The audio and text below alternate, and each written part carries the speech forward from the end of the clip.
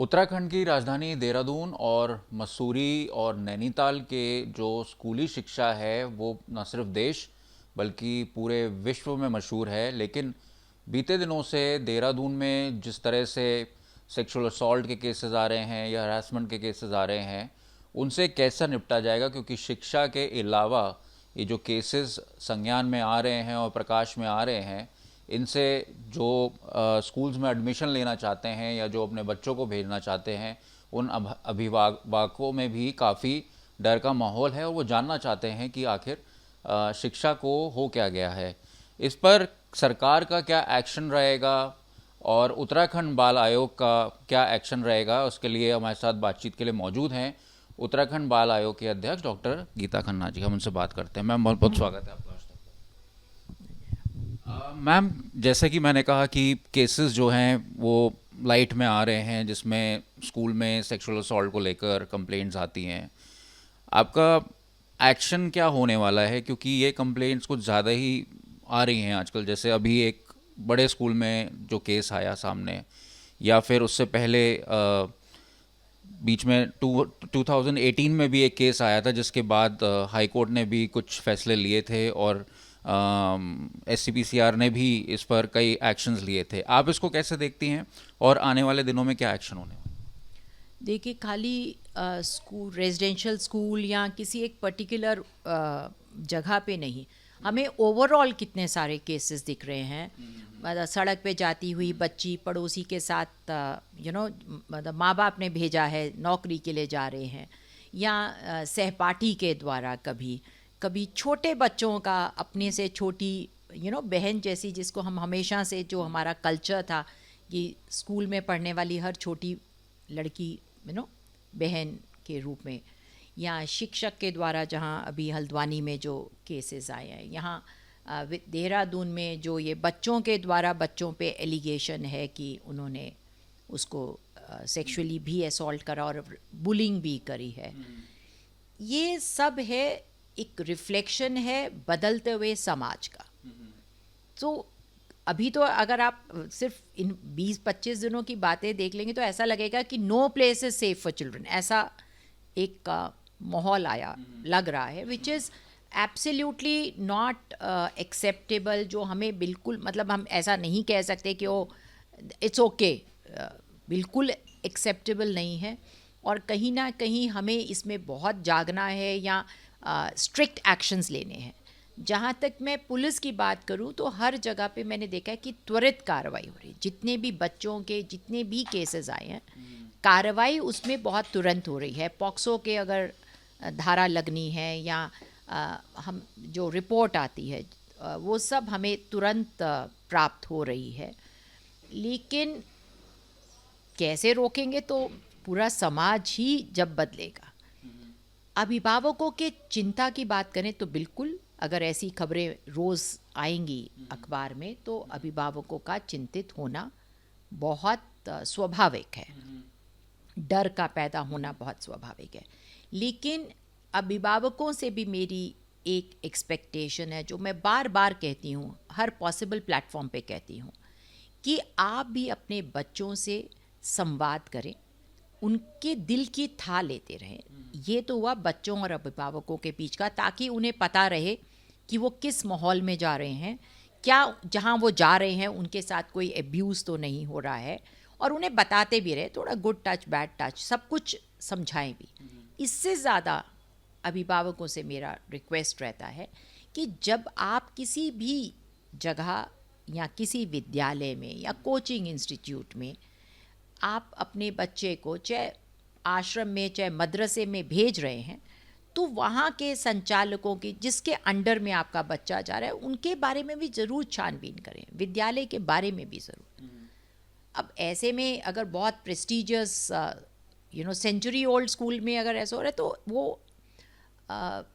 वो एक अलग मुद्दा है। लेकिन मैं देखती हूँ कि ज़्यादातर जो बाकी विद्यालयों के, या जैसे कल ही कोचिंग इंस्टीट्यूट का केस आया, या ये अभी मदरसे का आया, एक आश्रम से आया, ये सब जो मुद्दे हैं, मुझे लगता है कि अगर पेरेंट्स पूरी जानकारी लेते, वहाँ के संसाधनों की, कौन टीचर है, संचालक कौन है, फैसिलिटी क्या है, कितने कमरे में, कमरे का साइज़ में कितने बच्चे रहने वाले हैं, खाना कभी वो भी अचानक जाके वहाँ खा के देखें, तो आई थिंक हम बहुत सारी और प्रॉब्लम्स को रोक भी सकते हैं, या जब सब एक सुर होंगे। जैसे हमने बार बार कहा है कि विद्यालय पे पीटीए का बोर्ड लगा होना चाहिए, 1098 का नंबर डिस्प्ले होना चाहिए, एससीपीसीआर की ईमेल आईडी और फ़ोन नंबर होना चाहिए। अभी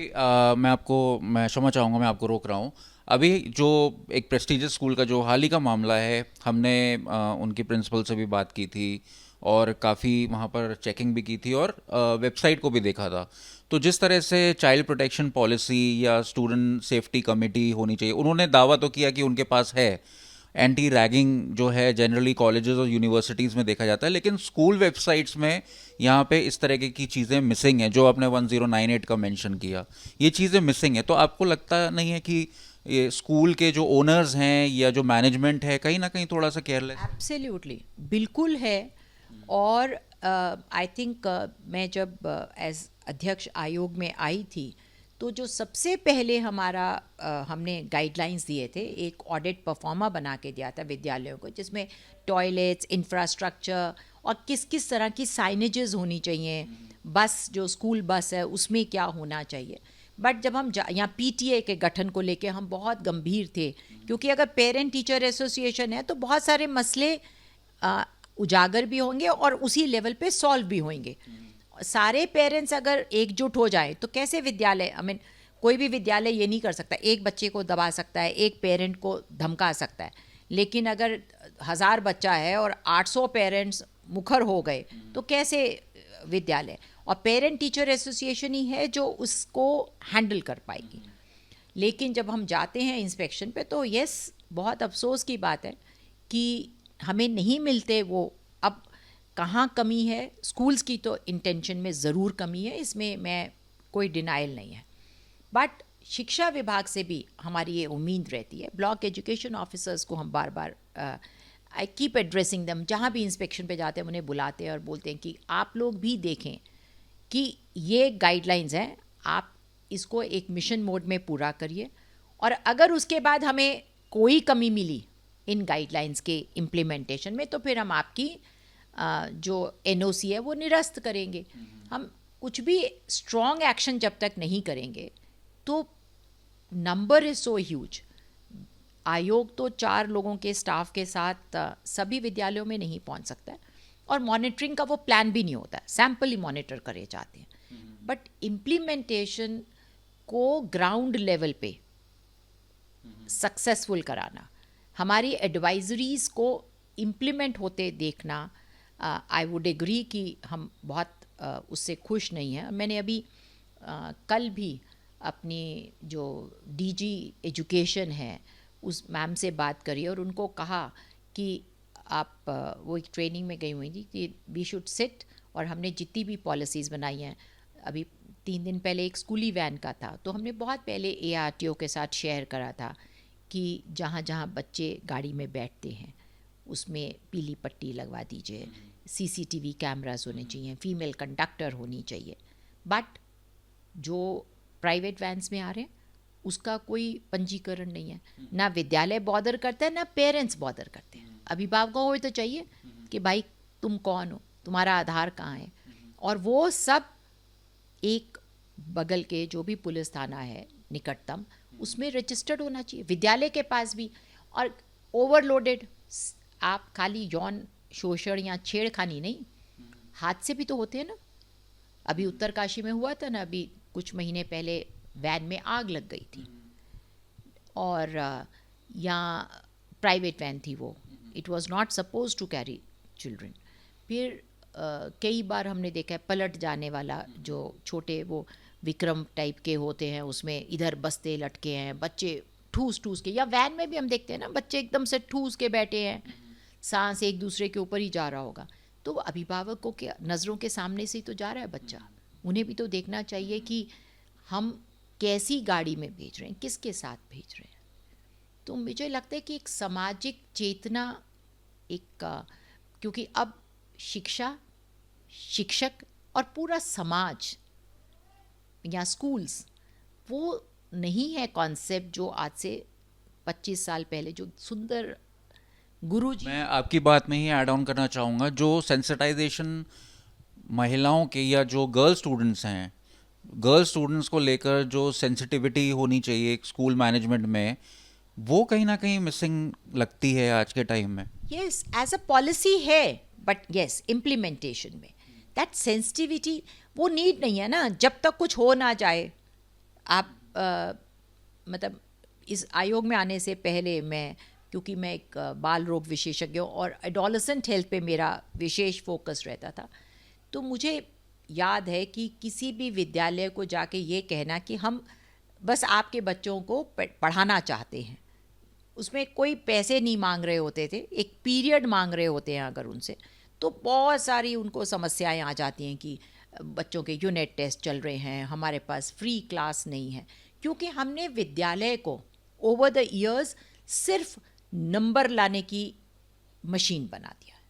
हमें ज़रूरत ही नहीं लग रही कि विद्यालय व्यक्तित्व निर्माण का स्थान है, और नंबर की दौड़ में विद्यालय भी हैं और अभिभावक भी हैं, और इसके लिए अभिभावक मुझे लगता है कुछ ज़्यादा जिम्मेदार हैं, क्योंकि सबकी डिमांड और सबका फोकस स्कूल के 12th और 10th के रिजल्ट पे रहता है। 5 साल बाद बच्चों ने क्या करा, where are those children after 5 years और 10 years। आई थिंक अगर हम ये स्टडी करें तब हम विद्यालय का रियल मूल्यांकन कर सकते हैं। स्कूल्स में जैसे अभी हम सेंसिटाइजेशन की बात कर रहे थे, तो national policy for menstrual hygiene भी आया था 2023 में, और इसको इम्प्लीमेंटेशन को लेकर सुप्रीम कोर्ट की भी गाइडलाइंस आई थी, लेकिन स्कूल्स में यहाँ पर दिखता नहीं है मैम वो चीज़। तो स्कूल जो है, क्योंकि पेरेंट्स तो स्कूल भेज देते हैं अपने बच्चों को, और पूरे आधे दिन से ज़्यादा दिन जो है वो स्कूल में बिताते हैं, तो school is second garden for children. Absolutely, पर क्या है ना कि पेरेंट्स भी नंबर से हट के कुछ पूछ नहीं रहे हैं, उनको भी वो नहीं पूछ रहे हैं कि आपने सीबीएसई में तो काउंसलर है compulsory, where is your counsellor. एक बहुत प्रेस्टिजियस स्कूल में हम गए, 3,500 बच्चे, और बच्चा लेटा है इन्फर्मरी में बिल्कुल अनअटेंडेड, उसको 1 घंटा हो चुका है, उसकी मदर अभी तक पहुंची नहीं है, पेट दर्द हो रहा है, उसको कोई दवा नहीं दी गई। वहाँ का फर्स्ट एड बॉक्स कतई एम्प्टी, 4 छोटी बैंडेजेस को छोड़ के वहाँ कोई दवाई नहीं। क्यों नहीं है कि साहब हम देते ही नहीं, ऑक्सीजन सिलेंडर नहीं है, नेबुलाइजर नहीं है, निकटतम अस्पताल का नंबर नहीं लगा है, एक एएनएम या जीएनएम या फार्मासिस्ट नहीं है। सो पेरेंट्स को भी पूछना है ना। जैसे वो कह देते हैं कि साहब हम तो पेरेंट्स को फ़ोन करते थे, वो आके ले जाते हैं। अरे ठीक है, लेकिन उस बीच में आपने क्या करा?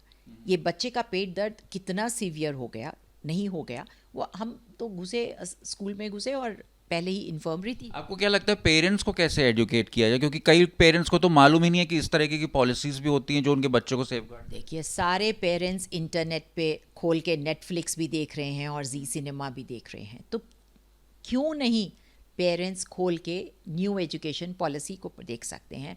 क्यों वो सीबीएसई के नॉर्म्स नहीं देख सकते हैं, या भारत सरकार की गाइडलाइंस और डिमांड प्रेजेंट नहीं कर सकते? और ये सब करने के लिए कैसे बोलेंगे? तो पेरेंट टीचर एसोसिएशन, सबसे पहले आप डिमांड करिए, आप पेरेंट्स डिसाइड करें कि कौन रिप्रेजेंटेटिव पेरेंट्स हो सकते हैं, और उनकी मंथली बाय मंथली मीटिंग हो, and then they should demand. But क्या है ना कि दैट आयोग के अध्यक्ष होने के नाते भी और समाज का एक हिस्सा होने के नाते, आई नो कि पेरेंट्स नंबरों के अलावा या पीटीएम में जाते हैं, क्या पूछते हैं? ये ठीक है, ये ठीक है, इसमें कम, इसमें ज़्यादा मेहनत की ज़रूरत है, ठीक है। मदर भी येस मैडम, सॉरी मैडम कह के आ जाती है। और पेरेंट टीचर मीटिंग्स में क्यों नहीं हम देखते कि इंफ्रा कैसा है? मेरा बच्चा पानी की बोतल घर से क्यों लाता है? You know, we are so happy sending a water bottle. क्यों नहीं स्कूल में इंतज़ाम है? क्यों नहीं पेरेंट झांक के देखता है कि टॉयलेट कैसा है? मतलब पचवा दून में पिछले कुछ वर्षों में इतने नए विद्यालय खुल गए हैं, कहीं 300, 500, 1000 बच्चा, एंड जब हम जाते हैं वहाँ की फैसिलिटीज़ देखते हैं, दे आर नॉट अप्रोप्रिएट। वहाँ की लैब के बारे में आपने कितना सोचा है? रट्टा दिला देना या प्रैक्टिकल में खुद से नंबर बढ़ा के दे देना या बोर्ड में नंबर आ जाना स्कूली शिक्षा का पूरा एम नहीं है। बाल आयोग और कैसे मजबूत हो सकता है? आपने कहा कि बाल आयोग जो है कुछ कर्मचारी हैं और शिक्षा विभाग जो है वो बेसिक फाउंडेशन और बेसिक एनफोर्समेंट देता है, तो आपको क्या लगता है बाल आयोग कैसे और मजबूती दे सकता है कि स्कूल्स को स्ट्रिक्टली वो जो पॉलिसीज़ है वो इम्प्लीमेंट करें? I think time and again हमने कहा है कि हमें कुछ नोडल ऑफिसर्स मिल जाएं जो लिंक का काम करें, ताकि जो हम प्लानिंग या एडवाइजरी बनाते हैं वो इम्प्लीमेंट हो रही है कि नहीं। एंड ऑफ कोर्स प्रशासनिक जो ढांचा है उसको सीरियसली लेना पड़ेगा ना, एडवाइजरीज को। क्या इस केस के बाद जो अभी प्रेस्टिजियस स्कूल का केस आया है, इसके बाद आप विचार कर रहे हैं कि इस तरह से कुछ नोटिस दिया जाए गवर्नमेंट को या लिखा जाए कि इसको कैसे रोक सकते हैं? आई थिंक मेरे लिए कोई स्कूल प्रेस्टिजियस या नॉन प्रेस्टिजियस नहीं है। जिस विद्यालय में 10 भी बच्चे हैं मेरे लिए वो इक्वली प्रेस्टिजियस है, because every child matters, you know. तो या ऐसा नहीं है कि जो थोड़ा कम फीस वाला स्कूल है वहाँ के बच्चे की सारे स्कूल्स पे इम्प्लीमेंटेशन होना चाहिए, एंड नॉन इम्प्लीमेंटेशन पे जो एक्शन है वो क्विकर होना चाहिए। You know, it should be very precise and surgical कि ये चेकलिस्ट है, and if it is not complete you can not run a school. आखिरी के 2 सवाल आपसे लेंगे। पहला सवाल मेरा, लास्ट के जो 2 सवाल है उसमें ये है कि जो आईएसबीटी में जो केस हुआ उसने पूरे कंट्री में देहरादून को हाईलाइट कर दिया, और जिस तरह से पुलिस ने इसमें तत्परता दिखाई है, लेकिन रोडवेज पे इसमें सवाल उठे हैं। आप इस केस को कैसे देख रहे हैं? देखिए, रोडवेज का फिर वही वो सामाजिक हुआ है ना कि people are coming from the, चाहे वो रोडवेज में नौकरी करे, चाहे वो स्कूल में नौकरी करे, चाहे अस्पताल में नौकरी करे, यू नो, या आम नागरिक हो, दैट सेंसिटिविटी कि अगर बच्ची परेशान है तो उसका फ़ायदा उठा लेते हैं, दैट घटियापन। कहीं ना कहीं कुछ अभी इंसानियत बाकी है, क्योंकि जिस गार्ड ने उसकी मदद करी वो भी तो वहीं का एक कर्मचारी था। पुलिस ने तत्परता दिखाई, और उत्तराखंड पुलिस की मैं हर बार हर जगह तारीफ़ करती हूँ कि मेरे को अपने लाइन डिपार्टमेंट्स में जो सबसे अच्छा एंड क्विकर रिस्पांस मिलता है वो पुलिस विभाग से मिलता है। और जहाँ तक इमेज है तो यस, बहुत बहुत शर्म महसूस होती है कि देवभूमि में इतनी तेज़ी से इस तरह के, लेकिन इसका एक और भी पहलू है कि क्योंकि वो जब हाईलाइट हो रहे हैं उस पर एक्शन हो रहा है, पॉक्सो में कॉम्पनसेशंस मिल रही हैं, बहुत जल्दी फैसले हो रहे हैं, तो लोगों में हिम्मत आ रही है। तो कुछ तो इंसिडेंट्स बढ़ रहे हैं, कुछ रिपोर्टिंग का जो वो है परसेंटेज है वो बढ़ रहा है कि more people are now reporting their abuse. Roadways buses में जो लैकिंग्स हैं उसको पूरा करने के लिए क्या सोच रही है एससीपी? सी वही है कि पहली बात तो कि वहाँ पे अगर वो खाली थी या कहीं यू नो लाइक चाबी जमा होनी चाहिए ना, या टाइम से क्यों नहीं हो रही है। सीसीटीवी कैमराज अगेन सब जगह हैं, तो वो आप डीवीआर जो लोकल डीवीआर वाला रहता है, सो एटलीस्ट रिकॉर्डिंग्स होनी चाहिए, और वो यदा कदा रिकॉर्डिंग्स चेक होनी चाहिए कि जो कंडक्टर है जैसे वो आ गया, फिर वो गया और वहाँ से अपने साथियों को बुला लाया एज इफ़ कोई यू नो पार्टी, तो वो कैशियर उठ के ही चला गया। तो क्या इस तरह के हमारे ड्यूटी नॉर्म्स और उन लोगों का अपना वेरिफिकेशन जो भी सेंसिटिव पब्लिक प्लेसेस में काम करते हैं, चाहे वो अस्पताल का कर्मचारी हो, चाहे रोडवेज का हो, चाहे विद्यालय का हो, लेकिन आई थिंक हमें कहीं ना कहीं इन लोगों में भी you know that awareness, sensitivity और प्रोफाइलिंग, साइकोलॉजिकल प्रोफाइलिंग हमारे को बीच बीच में करानी चाहिए कि किस तरफ जा रहे हैं हम। और मीडिया का इसमें बहुत पॉजिटिव रोल हो सकता है जब हम समाज को जगाने के लिए कि you know each one of us needs to, वो पुराने ज़माने जैसा तेरा बच्चा मेरा बच्चा नहीं, हमारा बच्चा होता था, यू नो मोहल्ले का बच्चा होता था। अभी क्या तुझे क्या मुझे क्या हो गया है, तो बच्चे थोड़े अकेले पड़ गए हैं। ऊपर से ये जो डिवाइसेस हाथ में आ गई हैं, तैयारी तो मन में है नहीं उतनी, पर वो भी उनको उतना मतलब जो आप देखो ना ये बच्चे आपस में बच्चों के साथ जो हो रहा है, तो वो तो कहीं ना कहीं। लेकिन हमने उत्तराखंड का ऑफ कोर्स वो एक शर्मनाक घटना हुई, लेकिन उत्तराखंड की CWC, उत्तराखंड की पुलिस, और जिस तरह से हमने उस बच्ची जब उसने मैं उससे बात कर रही थी तो उसने जैसा आलिंगन मुझे दिया, मुझे नहीं लगता है इतनी आत्मीयता से कभी मुझे किसी ने आलिंगन दिया होगा। और उसकी एक ही बात है कि मुझे घर नहीं जाना है, बस वो मुझसे एक ही, मैं क्या चाहती हूँ, बस मुझे यहाँ रहना है। तो ये एक उत्तराखंड की हमारी जो बाल कल्याण समिति थी और जो हमारी वहाँ के होम के केयर टेकर्स थे, उन्होंने कितना सुरक्षित, उसे कभी शायद जीवन में इतना सुंदर 4 दिन नहीं बिताए थे, उसने मुझे कहा जिससे मैं आज यहाँ बिता रही हूँ। मैम, रिलीजियस एजुकेशन को लेकर जो national child rights protection commission है, उन्होंने भी कहा है और सुप्रीम कोर्ट में ये दलील दी है कि रिलीजियस एजुकेशन के साथ फॉर्मल जो स्कूलिंग है वो कंपलसरी 14 ईयर्स तक कम से कम होनी चाहिए, according to article 21A of the constitution है, और उसका इम्प्लीमेंटेशन होना चाहिए। Yes, और ये मदरसे में जा रहे हैं या किसी वेद में पाठशाला में जा रहे हैं, that should not substitute formal education. विद्यालय शिक्षा को हम डिवाइड ना करें।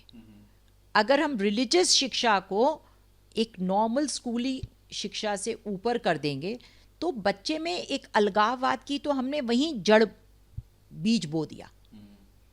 नहीं करना है, हर बच्चा समान है, और छोटी उम्र में कि तुम सिर्फ ऐसी जगह पे जाओगे और मौलवी साहब why should they not intermingle, सभी धर्मों के बच्चों से उनको मिलना चाहिए, सभी तरह के इंक्लूसिव एजुकेशन कैसे होगी जब हम उन्हें शुरू से ही अलग कर देंगे।